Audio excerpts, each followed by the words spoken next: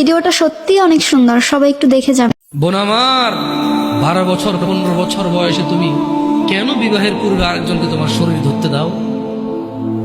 আর যুবক ভাই আমার, কি বলিস কি তুই?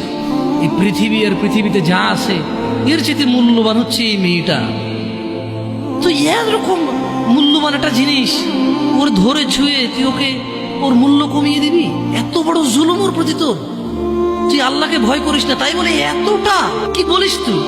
তুই কি কারো গাড়ির গ্লাস ভাঙছিস জীবনে? না। কেন? ওর লস হবে।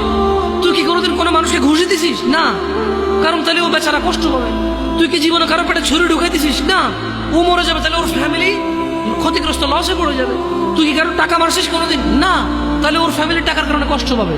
তাহলে তুই কেন তুই এত ছোট ছোট বিষয়গুলো খেয়াল রাখিস যে আরেকজনের লস হবে? তাহলে তুই এই মেয়েটার জীবনটাকে তুই কি করলি? তুই